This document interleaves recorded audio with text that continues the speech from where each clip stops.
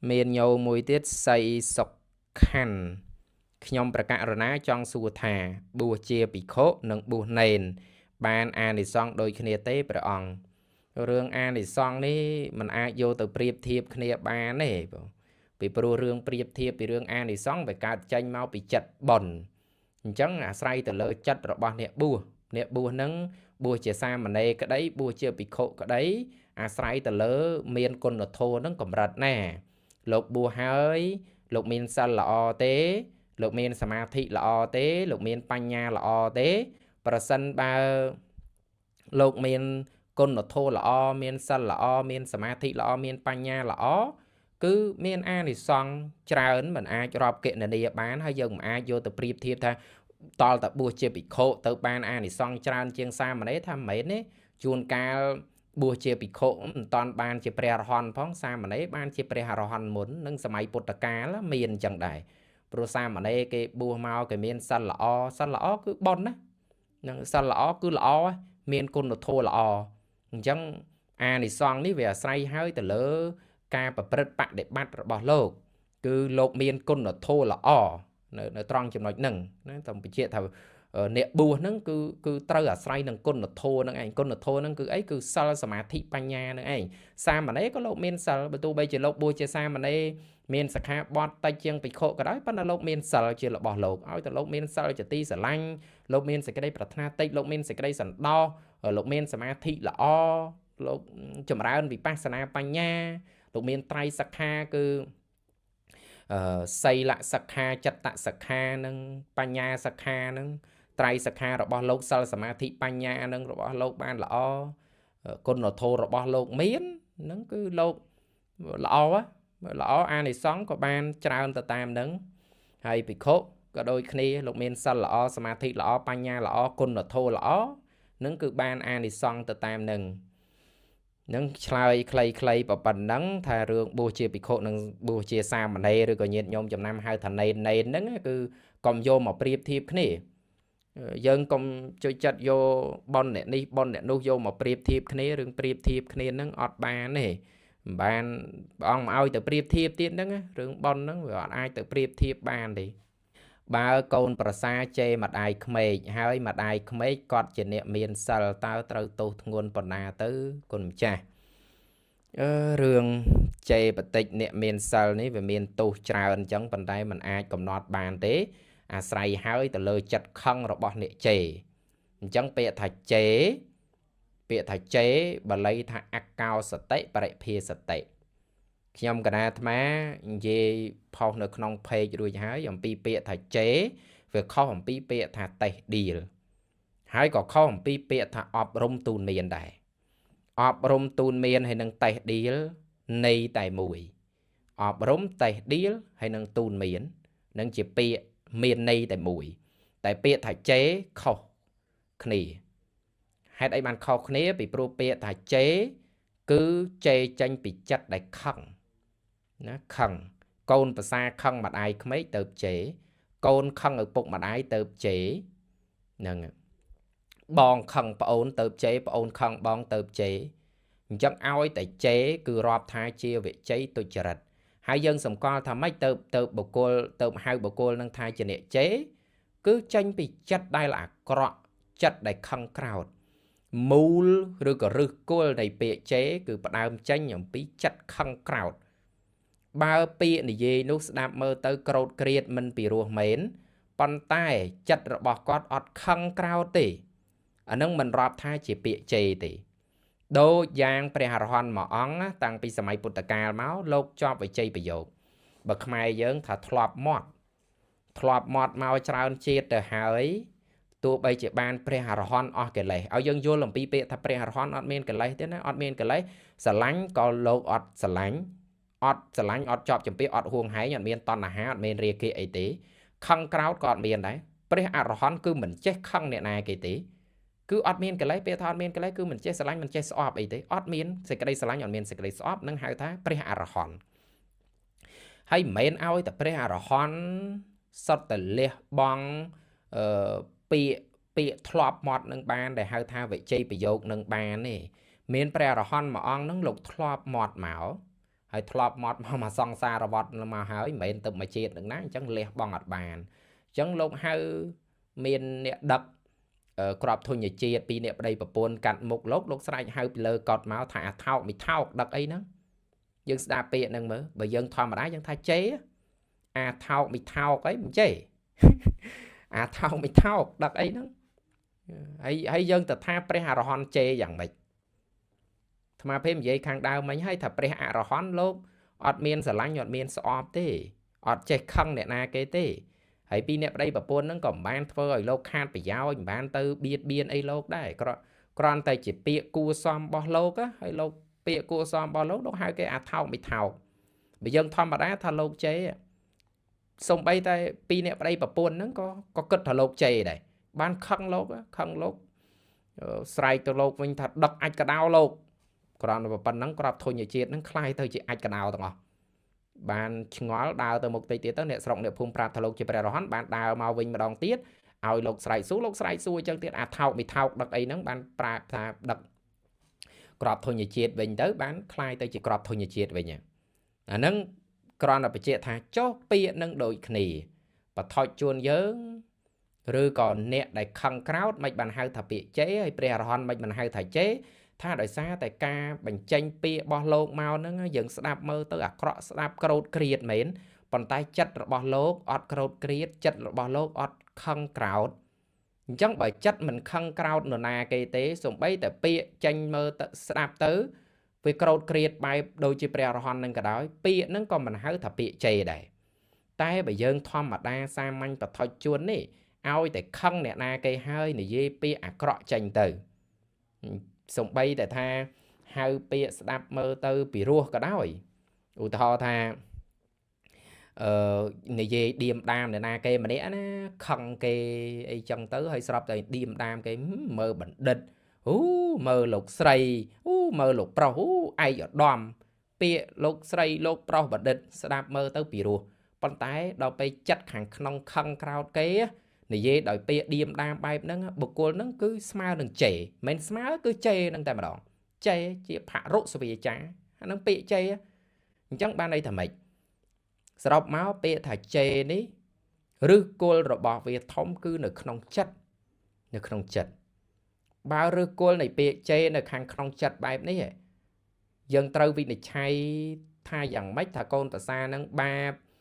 ធ្ងន់ឬក៏បាបស្រាលគឺអាស្រ័យទៅលើចិត្តរបស់កូនប្រសាហ្នឹងទី1ទី2អាស្រ័យទៅលើគុណធម៌របស់អ្នកដែលគាត់ចេហ្នឹង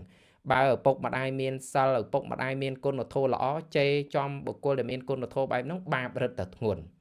អាហ្នឹងបានន័យចឹងហើយម្យ៉ាងវិញទៀតដែលខ្ញុំកណាត់អាត្មាលើកពីខាងដើមមកប្រៀបធៀបពាក្យថាអប់រំទូនមានពាក្យថា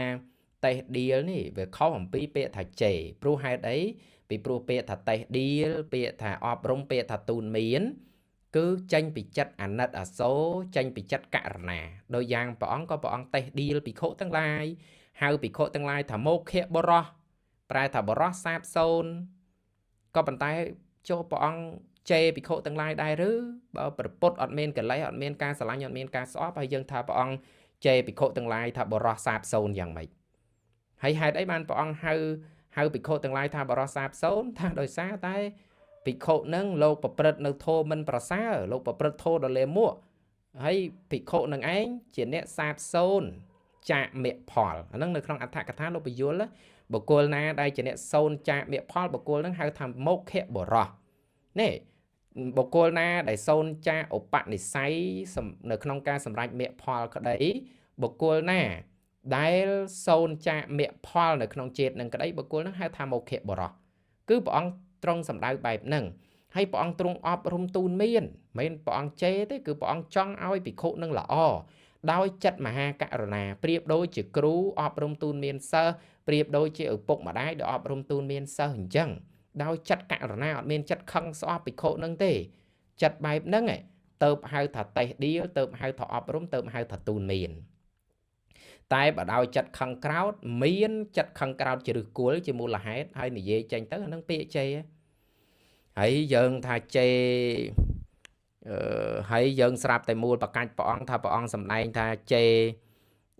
bộ cô để cô chế lang than xuống đôi chỉ khi chập vô đã ta mấy này nó thiện nó ruột đôi cái thiện tờ liệt đó nó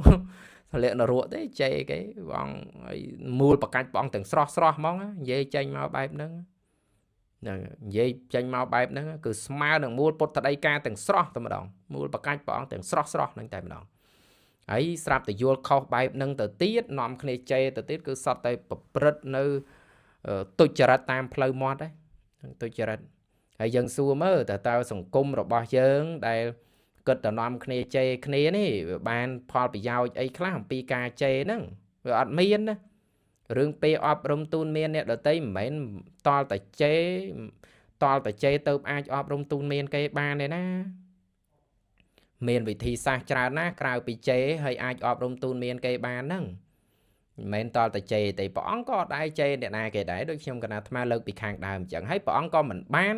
ត្រាស់សម្ដែងថាជេរគេជេរចំពោះបុគ្គលដែលគួរជេរឡើងឋានសួគ៌ដែរដែលព្រះអង្គសម្ដែងគឺតេះឌីលបុគ្គលគួរតេះឌីលឡើងឋានសួគ៌បានន័យថាបុគ្គលបែបណាគួរតេះឌីល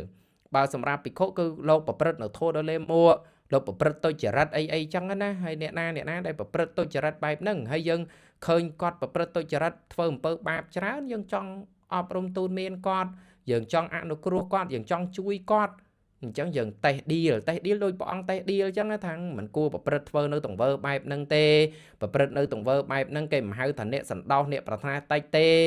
ប្រព្រឹត្តធ្វើបែបហ្នឹងជាកម្មដ៏លាមកជាកម្មមិនល្អទេយើងអប់រំទូនមានបែបហ្នឹងអាហ្នឹងហើយហៅថាតេះឌីលនោះតេះឌីលបុគ្គលដែលគួរតេះឌីលដោយសេចក្តីករុណាអាណិតអាសូរអនុគ្រោះដល់បុគ្គលបែបហ្នឹងឯងទៅឈ្មោះថាឡើងឋានសួគ៌ដូចជាគេចាប់យកទៅដាក់តែដល់ពេលយើងមានសេចក្តីខឹងក្រោធឬគល់របស់យើងជាអកុសលខាងក្នុងចិត្តហើយយើងជេរគេចេញទៅហើយយើងថាឡើងឋានសួគ៌វាខុសហេតុនិយាយឲ្យវាមានត្រូវហេតុត្រូវផលវាខុសហេតុយ៉ាងម៉េចយើងធ្វើអកុសលចេញពីចិត្តហើយយើងជេរគេយើងស្រាប់ថាឡើងឋានសួគ៌ស្ថានសួគ៌ឯណាទៅទទួលមនុស្សអកុសលនោះចិត្តអកុសលអត់អាចបញ្ជូនមនុស្សឲ្យទៅកើតស្ថានសួគ៌បានទេអ្នកអ្វីដែលបញ្ជូនមនុស្សឲ្យទៅកើតស្ថានសួគ៌បានតលតែចិត្តនឹងឯងជាកុសលចិត្តអនុគ្រោះចិត្តមានករណាដោយព្រះអង្គអាណិតអាសូរសត្វលោកហើយយើងអាណិតអ្នកនឹងដូចឪពុកម្ដាយអាណិតកូនដូចគ្រូអាណិតកូនសិស្សហើយមានសេចក្តីករណាអនុគ្រោះកូនសិស្សហើយអប់រំទូនមានទៅបែបហ្នឹងឯងទៅហៅថាជាបន់ពីព្រោះប្រកបទៅដោយករណាជាព្រហ្មវិហារធម៌បើកាលណាជាកុសលនឹងឯងដែលធ្វើឲ្យបុគ្គលនឹងមានការអប់រំទូនមានទៅជាការធ្វើកុសលកម្មនឹងឯងដែលធ្វើឲ្យបុគ្គលនឹងបានឡើងទៅកាន់ស្ថានសួគ៌ហ្នឹងហើយទៅហៅថាតេះឌីលបុគ្គលដែលគួរតេះឌីលគឺព្រះអង្គសម្ដែងមកបែបហ្នឹងអត់មានអ្នកណាដែលអាចកិច្ចផុតអំពីរឿងជួបហើយបែកហ្នឹងឯងអ្នកណាក៏ត្រូវតែជួបប្រទេសនៅការជួបហើយបែកបាក់ទៅវិញបើថាបែកបាក់នៅអ្នកដែលជាទីស្រឡាញ់ជាទីពេញចិត្តក៏កើតទុក្ខលំបាកចិត្តនេះជារឿងធម្មតានៃដំណើរជីវិតប្រៀបដូចជាយើងដើរផ្លូវអញ្ចឹងយើងដើរផ្លូវមិនមានតែផ្លូវកស៊ូមិនមានតែផ្លូវបេតុងទេវាមានផ្លូវកស៊ូផងផ្លូវបេតុងផងផ្លូវគ្រួសផងផ្លូវដីផងផ្លូវស្រួលខ្លះផ្លូវអត់ស្រួលខ្លះអាហ្នឹងយើងដើរផ្លូវនៅក្នុងលោកីយើងនេះប៉ុន្តែដំណើរជីវិតរបស់យើងក៏មានសភាពដូចជាការដើរផ្លូវចឹងដែរជួនកាលទៅក៏ជួបរឿងសនុកសុខសប្បាយសេចក្តីត្រេកអរសេចក្តីពេញចិត្តរឿងជាទីគាប់ចិត្តជាទីស្រឡាញ់យើងក៏សប្បាយចិត្តយើងហៅថានឹងជាជីវិតដែលមានសុភមង្គលប៉ុន្តែយើងក៏មានសេចក្តីប្រមាទធ្វេសប្រហែសថាតែដែលសេចក្តីសុខទាំងប្រមាណដែលយើងបានជួបនឹងគង់នឹងមានថ្ងៃណាមួយនឹងជួបប្រទេសនៅសេចក្តីទុក្ខដែលគង់នឹងមកដល់ក្នុងជីវិតរស់នៅប្រចាំថ្ងៃរបស់យើងដែលអ្នកណាក៏ត្រូវតែជួបជាពិសេសគឺនៅក្នុងជីវិតរស់នៅប្រចាំថ្ងៃរបស់យើងនឹងយើងចេះតែគិតថាជីវិតរបស់យើងនឹងគឺបើប្រៀបធៀបទៅជាមួយនឹងកាលវេលាក៏វាមានអតីតកាលវាមានអនាគតកាលវាមានបច្ចុប្បន្នកាលប៉ុន្តែទៅតាមសេចក្តីពិតជីវិតរបស់យើងគឺមានតែរស់នៅក្នុងកាលជាបច្ចុប្បន្នជីវិតរបស់យើងគ្រប់គ្នាណាញាតិញោមអត់មានរស់នៅក្នុងអតីតហើយក៏នឹងមិនរស់ក្នុងអនាគតដែរគឺរស់តែក្នុងបច្ចុប្បន្នកាលតែម្យ៉ាងប៉ុណ្ណោះដែលយើងចាត់ទុកថា ជីវិតថ្មអញនឹងរស់កន្លងមកហើយអានឹងហៅថាអតីតកាលដោយសារតែយើងយកជីវិតរបស់យើងនឹងទៅប្រៀបធៀបនឹងកាលវេលាថ្មអញនឹងរស់ដល់ថ្ងៃស្អែកឬក៏រស់ដល់ខែក្រោយឆ្នាំក្រោយអានឹងយើងប្រៀបធៀបនឹងពេលវេលាដែលមិនតាន់មកដល់គឺកាលជាអនាគតអញ្ចឹងក៏យើងគិតថាជីវិតរបស់យើងម្នាក់នេះគឺមានអតីតហើយនឹងអនាគតដោយប្រៀបធៀបទៅតាមពេលវេលាពីព្រោះពេលវេលាកាលណាតែកន្លងផុតទៅគឺបាននាំយកទៅនៅអាយុជីវិតរបស់យើងម្នាក់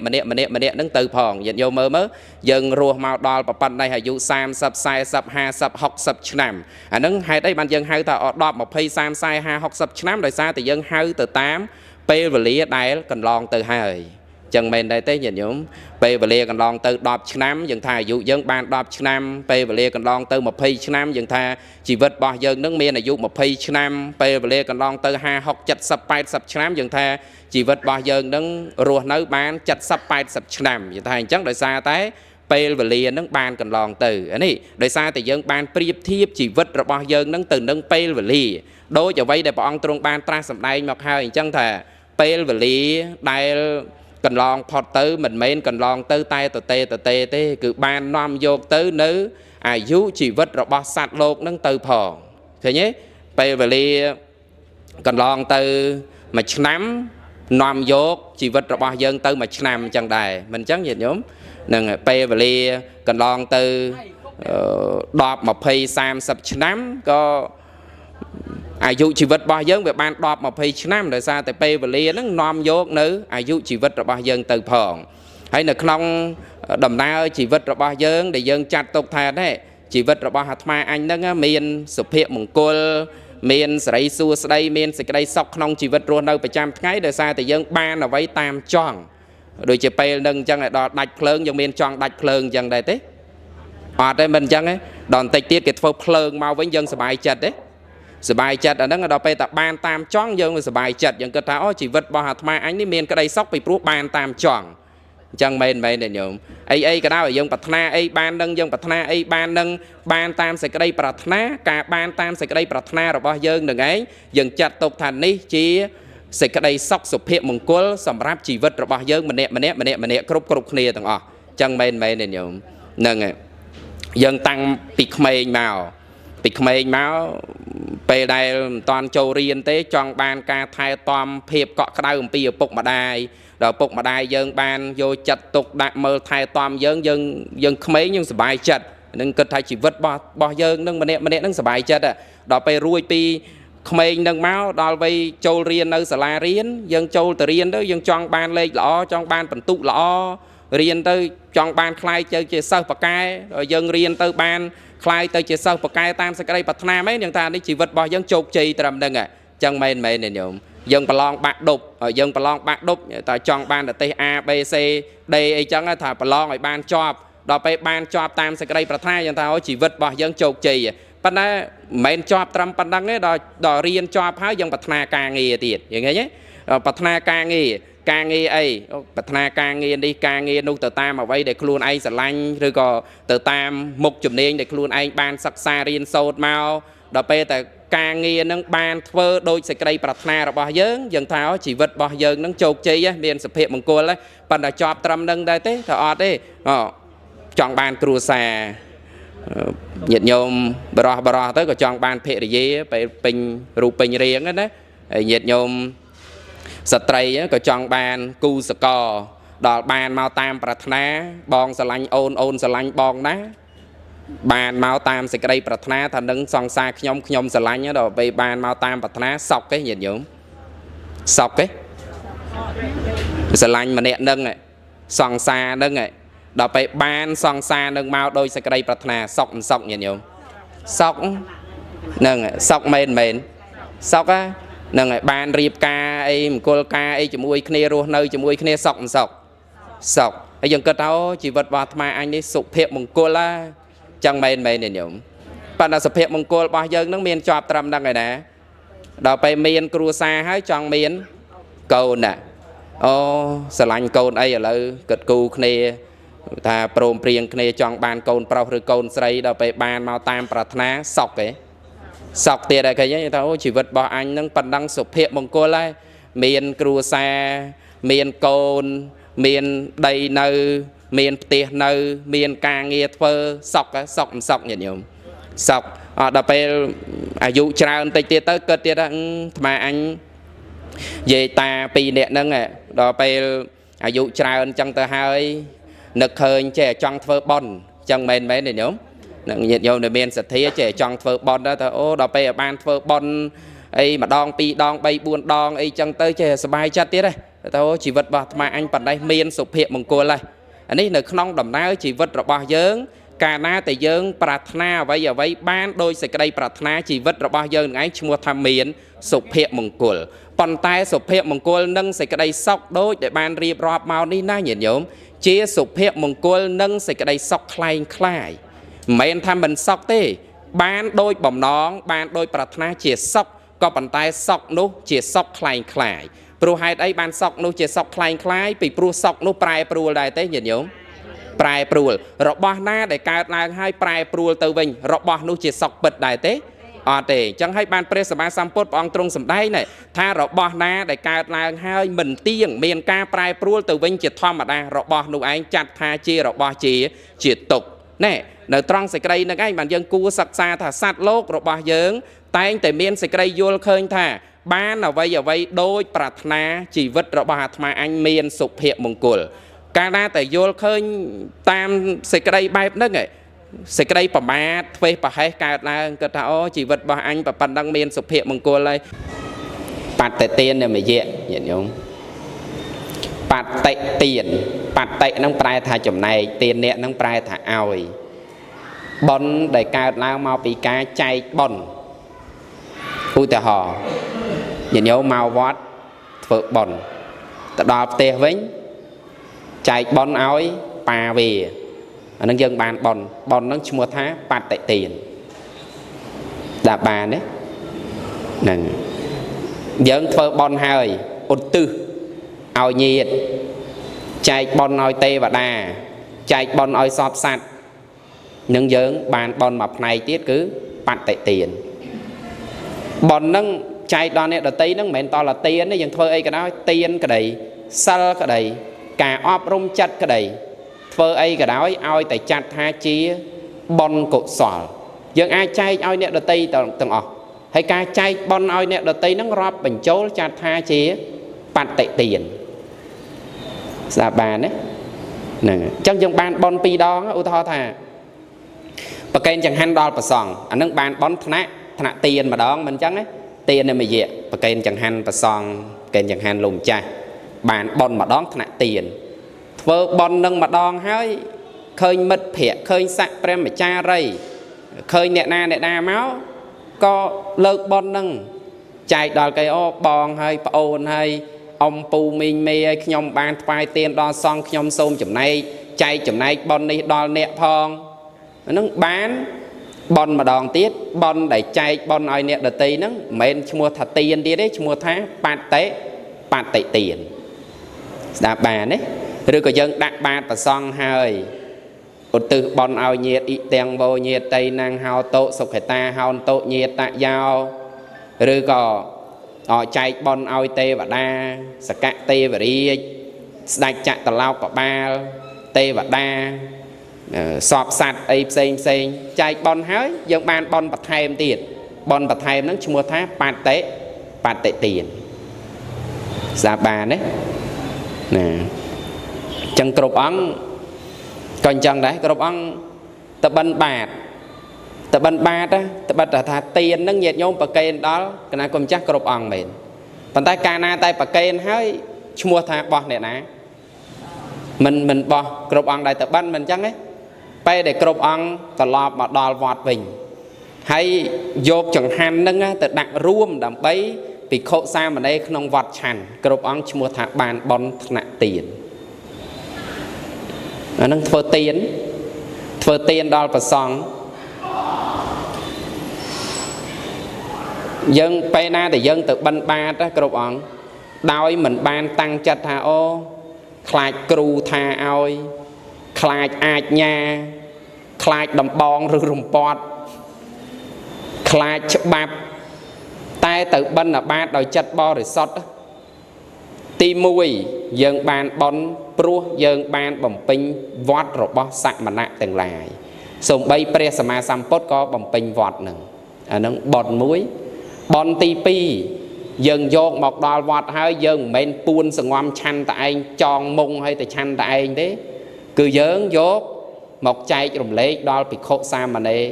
Hỏi mến ta bị khổ xa mà nê thế nhôm vọt. Để cọt mau chui bầm rá có ban đòi cọt. Bị quạt tới cái chma không vọt sạch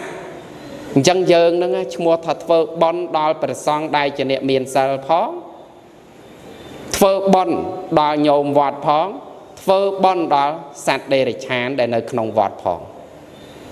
ở nâng bà dương tăng chặt hay dương từ bên ở bát đòi chất bò để sọt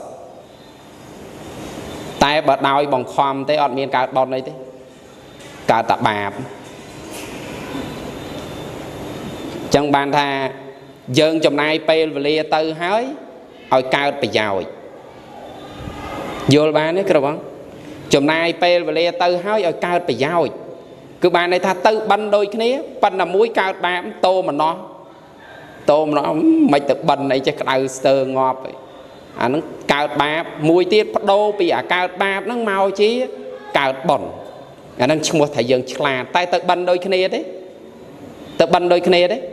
từ đôi khi phần tái mùi bàn bón muối bàn bạp nâng nặng phơ tiền hay bê để cột ong mau bị bắn bạt với nhá bài mà bạt chẳng hành để bàn mau đó cọt bà sân chỉ cột ong miên bầm non thật phơ bon phơ tiền nâng ở tư ao nhiệt cột ong con tay vô chẳng hành đó nghe từ bà kênh bị khổ xa mà này phong khní hai ở tư tiên nâng ao nhiệt bà cột ong tầng bấy nhiệt nâng mua ta tơ tu bản cột ong cất mơ pi sầm ai bột ca miên từ bon tiền này na ban pi mơn bay mơn buôn mơn đôi dương à lời ní từ bon từ tiền ọt miên đi sầm ai bột ca cứ miên tại mùi cột từ ban là ban chẳng hẳn trong bà sân chỉ lô bà na thơ bon ở tư ao nhiệt đây chỉ phải từ thơ mạch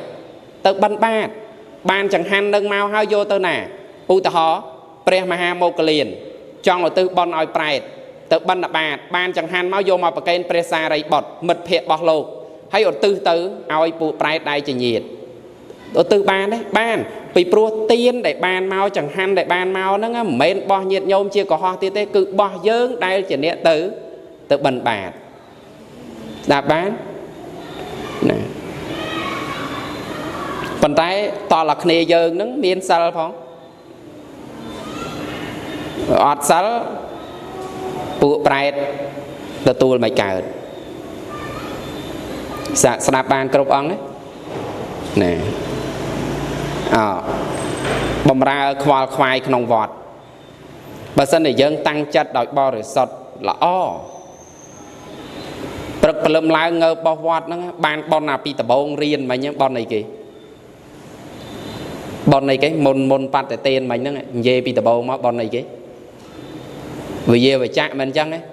hay vì về chạm nâng điện này dơn nâng ấy bao vọt dơn nâng bao ti clear liên phải chạy đây phải xây mà hà bầu thì bực nâng ban bon đó còn ai nơi không vót ở ban bón nhô mau bị tiếc ban bòn vĩnh hay phải chạy đây rồi bao xong ti clear vót aram mua tha chỉ chạy đây rồi bỏ phải xong đây có hót cua có rốt cua bầu chỉ hay dân đây cho nên bùa ní dân tăng chất là bao rồi sọt đòi ca tăng chất bầm rau và xoàng bao ti clear lên phải chạy đẩy chút sầm ad phải bột bạc để mà nên mua thay dân bầm rau phải chạy đẩy chỉ bột thốt bát tha đây chỉ ai tạ tắc kia pre ăn nón bạn là bật thục bật tha rồi bao phải chạy đấy cứ dơn tầng o khné này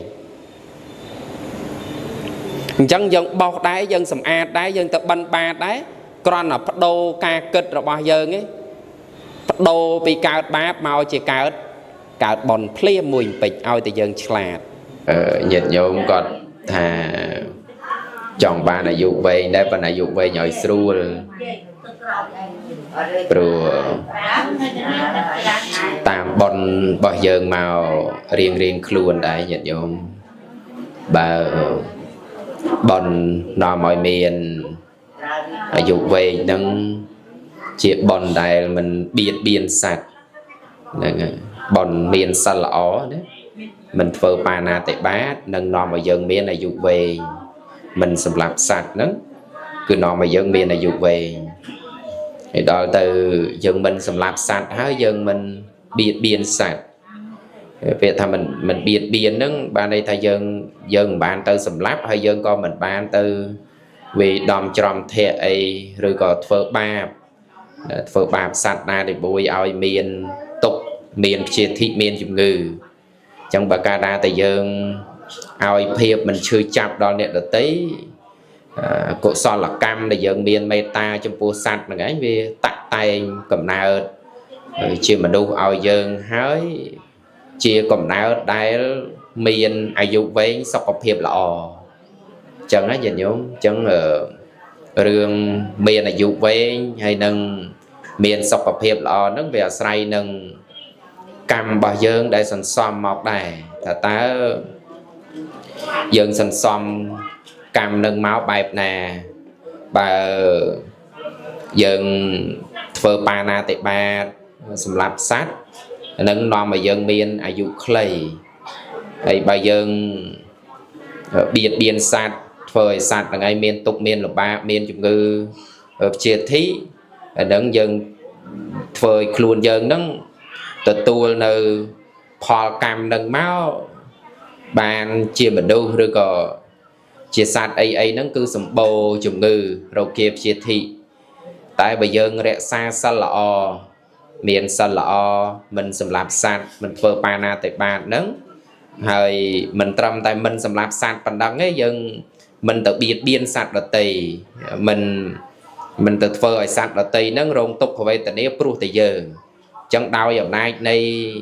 cổ son là cam thạch sal rồi bao giờ nâng hay nâng đau giờ nay này meta chật để dân miên chụp pua sạt là tì nâng về phơi ao đo pho là dân vinh nâng miên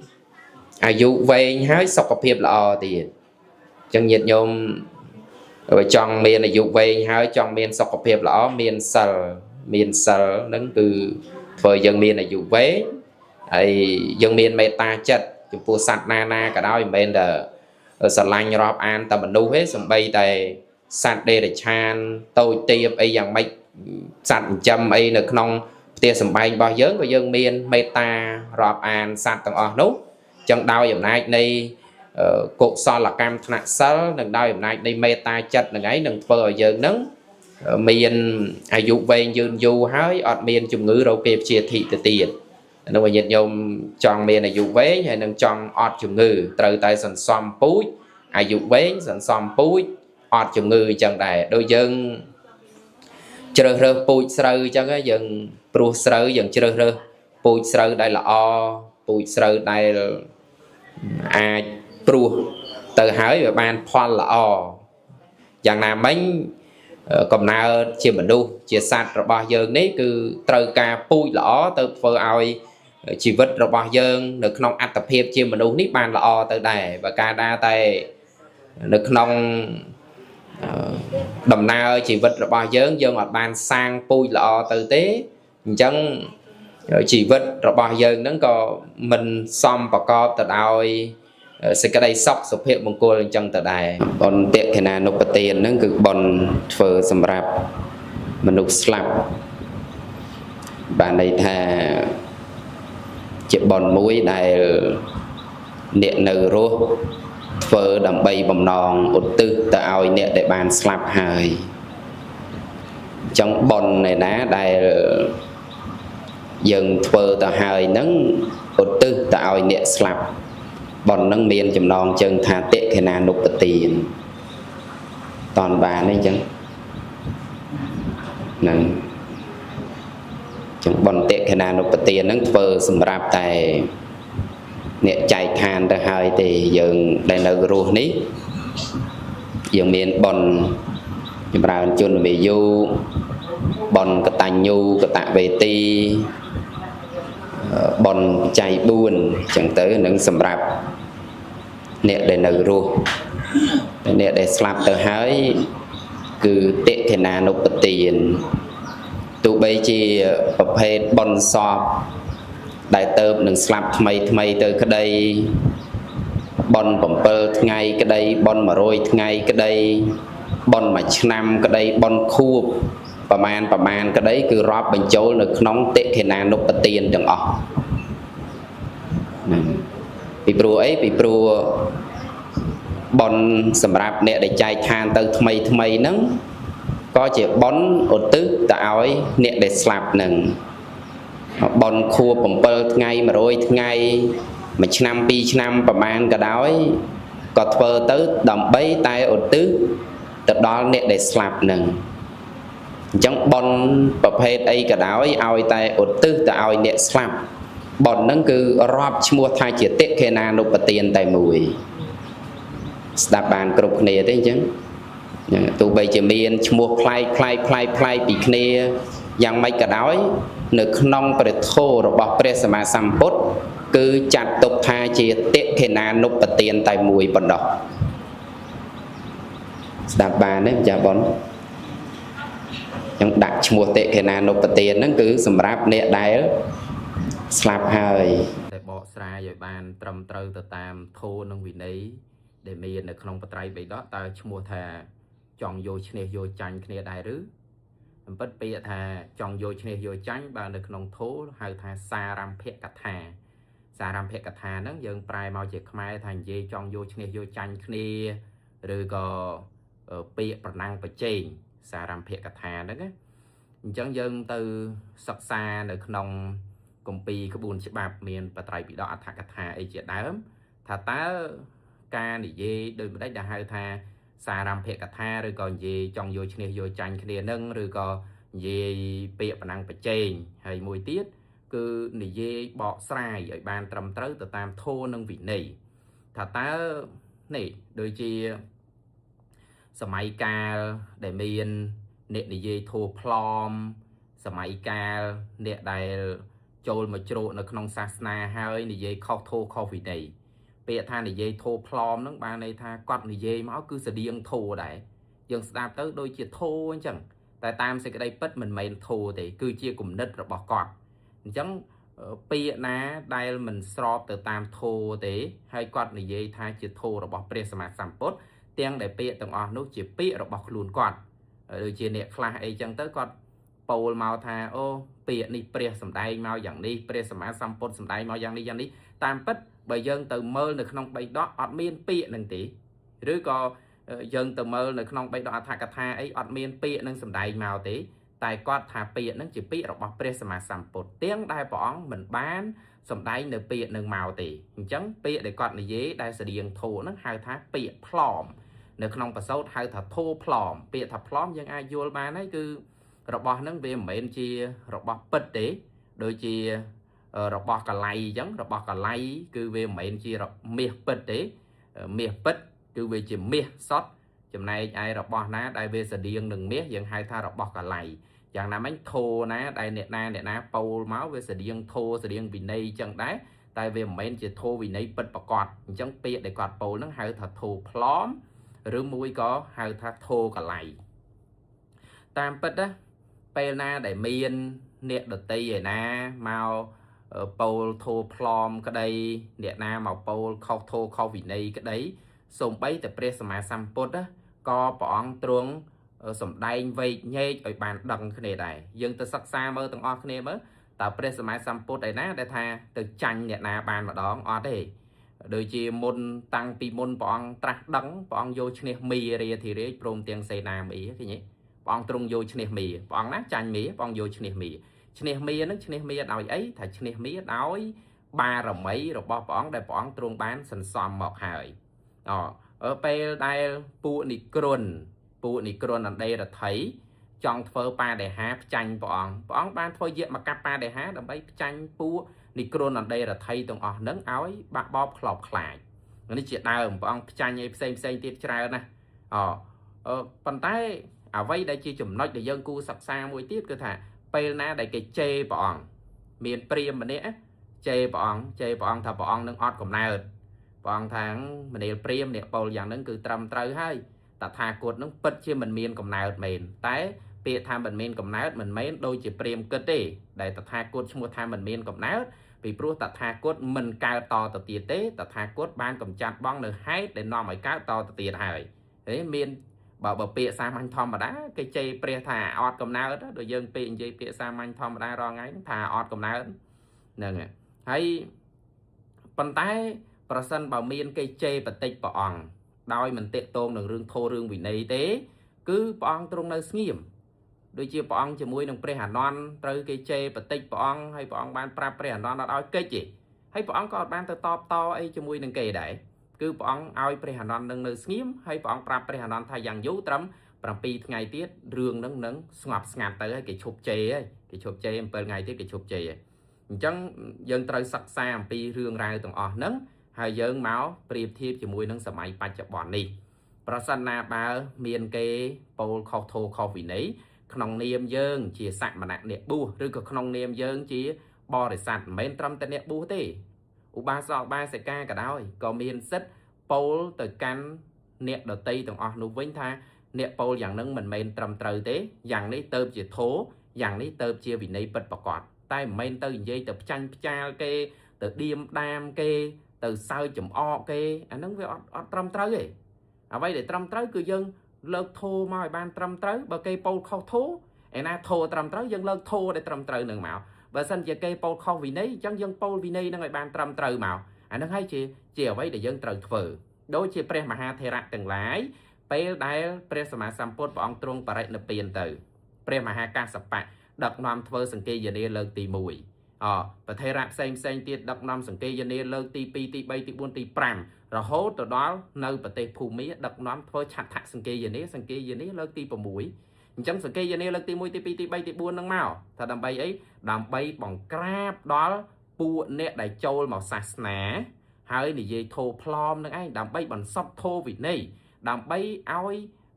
បរិស័ទដើម្បីឲ្យអ្នកដតីនឹងបានដឹងថាណែយ៉ាងនេះទៅជាធម៌ពិតប្រាកដយ៉ាងនេះទៅជាវិន័យពិតប្រាកដហើយបណ្ដេញពួកអ្នកទាំងអស់នោះដែលជាអ្នកពោលខុសធម៌ខុសវិន័យឬក៏អ្នកដែលមកបន្លំខ្លួនហើយនិយាយធម៌វិន័យមិនពិតប្រាកដទាំងអស់នោះនឹងយើងត្រូវការពារសាសនារបស់យើងមិនមែនយើងបួសនៅក្នុងសាសនានេះហើយយើងនៅស្ងៀមឈ្មោះថាល្អទេសូម្បីតែប្រធេរៈក៏លោកមិនបាននៅស្ងៀមដែរពេលដែលមានគេពោលមូលបង្កាច់ធម៌វិន័យឬក៏ថាពោលខុសធម៌ខុសវិន័យអីហ្នឹងប្រធេរៈមិនបាននៅស្ងៀមទេអញ្ចឹងយើងទាំងអស់គ្នាត្រូវតែរៀនតាមប្រធេរៈទាំងអស់គ្នាប៉ុន្តែបើគេនិយាយតេះឌៀលចំពោះបុគ្គលតើគេជេរបតិចខ្លួនយើងនឹងក្តីឬក៏ត្រឹមតែគ្រូអាចារ្យរបស់យើងក្តីគេជេរបតិចដោយពាក្យមិនល្អឬក៏គេតេះឌៀលដោយប្រការណានីមួយចំពោះបុគ្គលមួយអាហ្នឹងយើងត្រូវនៅស្ងៀមដូចយ៉ាងអ្វីដែលព្រះអង្គទ្រង់នៅស្ងៀមពេលដែលគេជេរអញ្ចឹងពេលដែលគេជេរព្រះអង្គអញ្ចឹងតែអ្វីដែលយើងមិនត្រូវនៅស្ងៀមគឺពេលណាដែលគេមិនមែនតេះឌៀលបុគ្គលទេគេពោលតេះឌៀលព្រះពុទ្ធពធប្រសង្ឃគេមូលបង្កាច់ព្រះពុទ្ធពធប្រសង្ឃអានឹងយើងត្រូវតែនិយាយតវ៉ាទី1ទី2ប្រសិនបើគេពោលខុសធម៌ខុសវិន័យអានឹងក៏យើងត្រូវតែនិយាយការពីឲ្យនិយាយលើកធម៌លើកវិន័យឲ្យបានច្បាស់លាស់ហើយយកមកបកស្រាយឲ្យបានត្រឹមត្រូវឬមួយក៏ថាគេតាំងខ្លួនថាគេយកធម៌ព្រះយកមកនិយាយដែរយកធម៌ព្រះសម្មាសម្ពុទ្ធមកនិយាយដែរប៉ុន្តែដល់ពេលតែយើងសង្កេតពិនិត្យមើលទៅថាការនិយាយរបស់គេហ្នឹងគេជាធម៌ផ្លំជាធម៌កលៃ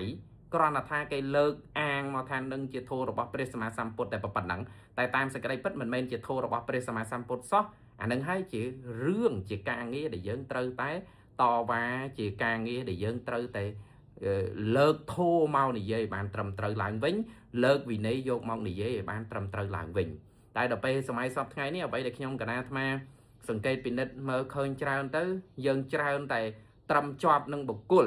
ពេលណាដែលមានគេតេះឌៀលគ្រូអញយើងតវ៉ាពេលណាដែលមានគេតេះឌៀលបុគ្គលនេះបុគ្គលនោះដែលយើងស្រឡាញ់ពេញចិត្តដែលយើងជ្រះថ្លាយើងជួយតវ៉ាតែដល់ពេលណាដែលគេនិយាយខុសធម៌ខុសវិន័យយើងអត់តវ៉ាទេពេលណាដែលគេនិយាយធម៌វិន័យផ្លំធម៌វិន័យកលៃយើងអត់លើកធម៌លើកវិន័យពិតប្រាកដយកមកនិយាយទេអានេះហើយដែលជាចំណុចដែលយើងត្រូវគិតគូរទាំងអស់គ្នាខ្ញុំកណាអាត្មាគ្រាន់តែលើកចំណុចទាំងអស់នេះគ្រាន់តែ ជាការក្រើនរំលឹកដល់គណៈកម្ចាស់និងញាតិញោមប្រុសស្រីគ្រប់គ្នាឲ្យបានគិតគូរថាអ្វីដែលគួរនឹងតវ៉ាអ្វីដែលមិនគួរតវ៉ាដោយសារជួនកាលយើងអត់បានយល់ថាអ្វីទៅជាបាបបុណ្យពិតប្រាកដចឹងអាត្មាភាពនឹងពន្យល់ខ្លះត្រួសឲ្យយើងទាំងអស់គ្នាបានស្វែងយល់អំពីអ្វីដែលហៅថាបុណ្យអ្វីដែលហៅថាបាបដែលហៅថាបាបគឺកើតចេញពីចិត្តបាបហើយបុណ្យអ្វីដែលហៅថាបុណ្យគឺកើតចេញពីចិត្តបុណ្យហើយចិត្តបាបហ្នឹងគឺអីខ្លះចិត្តបាបហ្នឹងគឺចិត្តស្រឡាញ់តាមភាសាពិធម្មហៅថាលោភៈឬក៏តណ្ហាអ្នកណាគេដែលថាមិនស្រឡាញ់មិនហួងហែងមិនចង់បានមាននេះគឺមានតែព្រះអរហន្តទេចឹងបានខ្ញុំកណាត់អាភិបនិយាយឲ្យថាមានតែព្រះអរហន្តទេដែលអត់មានបាបអត់មានបុណ្យតែបើដូចយើងនៅជាបឋមជននៅមានការស្រឡាញ់ការស្អប់ការគប់ការតោះការហួងហែងនេះគឺមានបាបមានបុណ្យគ្រប់តែគ្នាទាំងអស់អត់មែនអ្នកណាគេមកអាងថាខ្ញុំកណារាល់ថ្ងៃហ្នឹងអត់មានធ្វើបាបអត់មានធ្វើបុណ្យអីទេគឺធម្មតាចឹងអត់មានបាបអត់មានបុណ្យយល់បែបហ្នឹងគឺយល់ខុសហើយគ្រាន់តែចិត្តស្រឡាញ់អ្នកណាគេដែលថាអត់មានចិត្តស្រឡាញ់គ្រួសារអាហ្នឹងចិត្តលោភៈចិត្តតណ្ហាស្រឡាញ់កូនស្រឡាញ់ភរិយាស្រឡាញ់ស្វាមីស្រឡាញ់របស់ទ្រព្យខ្លួនឯងស្រឡាញ់ដីស្រឡាញ់ផ្ទះស្រឡាញ់អ្វីដែលគិតថាជារបស់ខ្លួនឯងណែចិត្តហួងហែងបាទហ្នឹងចិត្តចង់បានចិត្តប្រកាន់ថាមកជារបស់ខ្លួនឯងអាហ្នឹងចិត្តអកុសលចិត្តបាបឃើញទេអាហ្នឹងនិយាយទៅពីរឿងលោភៈឬក៏តណ្ហាតោសៈឬក៏បដិខៈការថ្នាំងថ្នាក់ការគប់ការតោះយើងរស់នៅរាល់ថ្ងៃហ្នឹងមានកិច្ចផុតអំពីការស្អប់ការថ្នាំងថ្នាក់ចិត្តការតោមនោះអីទេមិនបាច់ចាំទៅនិយាយខឹងអ្នកណាគេទេសូម្បីតែរស់នៅជាមួយនឹងក្រុមគ្រួសារយើងក៏យើងជួនកាលខឹងកូនខឹងចៅខឹងភរិយាខឹងស្វាមីឬក៏អត់គាប់ចិត្តនឹងរឿងនេះអត់គាប់ចិត្តនឹងរឿងនោះអាចិត្តទាំងអស់នឹងឯងគឺជាចិត្តអកុសលចិត្តអកុសលនឹងឯងគឺបង្កើតចេញទៅជាកាយកម្មជាទុច្ចរិតវិច័យកម្មជាទុច្ចរិតនិងមនោកម្មជាទុច្ចរិតគ្រាន់តែថាជួនកាលទុច្ចរិតតាមផ្លូវកាយវាចាចិត្តរបស់យើងនឹងយើងមិនបានធ្វើធ្ងន់ធ្ងរដូចជាមិនបានទៅសម្លាប់អ្នកណាមិនបានទៅលួចទ្រព្យអ្នកណាមិនបានទៅផាត់ក្បត់ប្រពន្ធកូនចៅមិនបានទៅពោលពាក្យបោកបញ្ឆោតអ្នកដតីឯណាមិនបានទៅបរិភោគគ្រឿងស្រវឹងយើងយល់ថាខ្លួនយើងនឹងរាល់ថ្ងៃអត់ធ្វើបាបអត់ធ្វើបុណ្យទេប៉ុន្តែមិនតល់តែបែបហ្នឹងបានហៅថាធ្វើបាបនោះទេអញ្ចឹងណាសូម្បីតែយើងមានចិត្តស្រឡាញ់ហួងហែងអ្នកណាហើយនិយាយវាចាទៅដើម្បីបានអីមួយឬក៏ថាធ្វើនៅកាយទុច្ចរិតឯណានេះមួយអាទាំងអស់ហ្នឹងឯងគឺជាកម្មជាបាបកម្មដែលប្រព្រឹត្តទៅតាមផ្លូវកាយវាចាចិត្តរបស់យើងហើយអាចិត្តដែលជាអកុសលដោយដែលបានរៀបរាប់មកហ្នឹងគឺវាល្អិតណាស់តែខ្ញុំគណៈអាត្មាភាពគ្រាន់តែបញ្ជាឲ្យយើងទាំងអស់គ្នាបានយល់បន្ថែមថាចិត្តជាអកុសលនេះវាលែងតែព្រះអរហន្តទេក្រៅពីព្រះអរហន្តគឺមានចិត្តជាអកុសលទាំងអស់យើងសង្កេតពិនិត្យមើលចិត្តខ្លួនយើងមកមានស្រឡាញ់មានហួងហែងមានចង់បានទេធ្វើការងារចង់បានអីមិនចង់បានប្រាក់មិនចឹងស្រឡាញ់ប្រាក់ចង់បានប្រាក់ហ្នឹងបានខំប្រឹងធ្វើការងារនឹងឯងចង់បានអីចង់បានទ្រព្យបានខំប្រឹងសំប្រាក់ហ្នឹងទិញទ្រព្យសម្បត្តិអីមួយឃើញទេដល់ពេលទៅធ្វើការងារហត់នឿយអីចឹងទៅតោះចិត្តនឹងការងារឬក៏ថាមិនសប្បាយចិត្តអីមួយនៅក្នុងការងារដែលយើងបានធ្វើអាហ្នឹងជាចិត្តអកុសលអាហ្នឹងរៀបរាប់ពីអកុសលដែលយើងបានយល់ថាអ្វីទៅដែលហៅថាចិត្តបាបគឺបែបហ្នឹងឯងគ្រាន់តែបើកភ្នែកមកសូម្បីតែយើងស្ដាប់ចម្រៀងឮសូរចម្រៀងហ្នឹងពីរោះអាហ្នឹងចិត្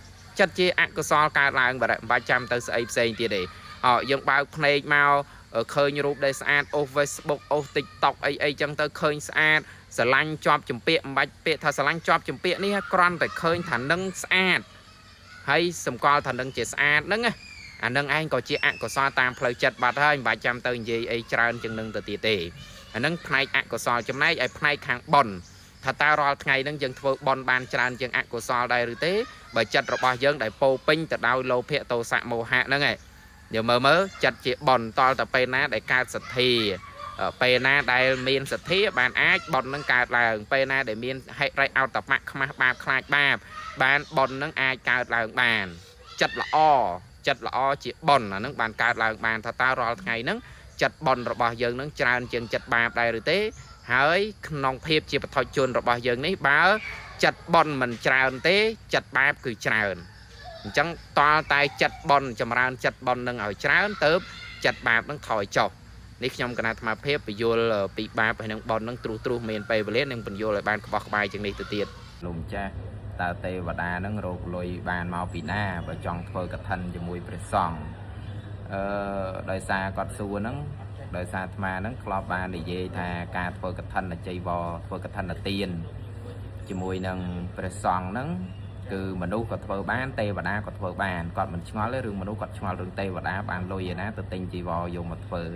ដោយសារតែញោមមានសេចក្តីសម្គាល់ថាការធ្វើកឋិនហ្នឹងតើតែ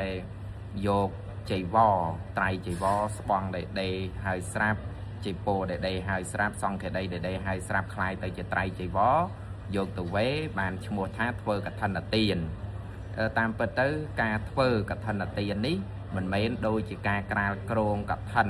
របស់ភិក្ខុសង្ឃនៅក្នុងកឋិនកម្មទេការធ្វើកឋិនទាននេះគឺសំខាន់មានកំណាត់សម្ពុតស្ដាប់ឲ្យតន់ណាញោមគឺមានកំណាត់សម្ពុតដូច្នេះកំណាត់សម្ពុតនឹងមិនថាជាកំណាត់សម្ពុតប្រភេទអីទេគឺអាចយកមកវេដល់សង្ឃជាកឋិនទានបានដូច្នេះទេវតាក៏អាចមានកំណាត់សម្ពុតដែរណាហើយទេវតាអាចមានកំណាត់សម្ពុតជាទឹកទៀតកំណាត់សម្ពុតរបស់ទេវតាហ្នឹងគឺអាចជាកំណាត់សម្ពុតជាទឹកល្អជាងកំណាត់សម្ពុតរបស់មនុស្សយើងទៀតហ៎មិនមែនដោយកំណាត់សម្ពុតមនុស្សយើងនេះទេកំណាត់សម្ពុតរបស់ទេវតាជន់តាវតឹងអីល្អសាច់អីក៏ជាទឹកទុនល្មើយមានសម្ផស្សនឹងទុនល្អគួរដល់ការប្រើប្រាស់បានអញ្ចឹងដោយសារតែទេវតាក៏អាចមានកំណាត់សម្ពុតបានដែរអញ្ចឹងហើយបានទេវតាក៏អាចធ្វើកឋិនទានបានហើយសួរថាទេវតានឹងចុះមកធ្វើកឋិនទានយ៉ាងម៉េចហើយមកនឹងរបៀបម៉េចយើងអាចដឹងបានថានឹងជាទេវតាដែរទេថាដឹងបានទេយើងអាចដឹងបានទេបើទេវតានឹងអាចមានរិទ្ធច្រើនមានអានុភាពច្រើនថ្លែងកាយមកធ្វើកឋិនទានអីក៏យើងមិនដឹងអានឹងបើទេវតាណាប្រាថ្នាបុណ្យទេវតាក៏ដូចជាមនុស្សយើងអញ្ចឹងដែរទេវតាដែលមានសទ្ធាចង់ធ្វើបុណ្យដែរមនុស្សយើងមានសទ្ធាចង់ធ្វើបុណ្យទេវតាក៏អាចមានទេវតាដែលមានសទ្ធាទេវតាមានសទ្ធាចង់ធ្វើបុណ្យធ្វើទានអីអញ្ចឹងដឹងថានឹងជាកឋិនកាលហើយមានកំណាត់សម្ពុតដែលខ្លួនឯងមានក៏អាចយកកំណាត់សម្ពុតហ្នឹងមកវេថ្វាយដល់សង្ឃកថេនជ័យវរាំងសង្ឃសៈទេមិខ្ញុំប្រកាសរណាសូមវេនៅកឋិនជ័យវរថ្វាយដល់សង្ឃហ្នឹងក៏ឈ្មោះថាទេវតាបានធ្វើកឋិនទានដែរដោយយកនៅកំណាត់សម្ពុតប្រភេទណានីមួយដែលខ្លួនឯងមានពីព្រោះទេវតាក៏ប្រើប្រាស់កំណាត់សម្ពុតយើងគិតមើលទេវតាប្រើប្រាស់កំណាត់សម្ពុតដើម្បីបិទបាំងរាងកាយជាសម្លៀកបំពាក់របស់ទេវតាអញ្ចឹងទេវតាមានកំណាត់សម្ពុតសម្រាប់បិទបាំងរាងកាយយ៉ាងណាក៏ទេវតានឹងអាចយកកំណាត់សម្ពុតរបស់ខ្លួននឹងឯងមកធ្វើកឋិនទានវេថ្វាយដល់សង្ឃបានដូចជាមនុស្សយើងអញ្ចឹងបាននៅក្នុងអត្ថកថាលោកបានពន្យល់ហើយថាអ្នកដែលអាចធ្វើកឋិនទានដែលហៅថាកឋិនទាយុហ្នឹងជាមនុស្សក៏បានជាទេវតាក៏បានហើយអ្នកបួសក៏បានដែរអ្នកបួសហ្នឹងក៏អាចធ្វើកឋិនទានហ្នឹងបានដែរ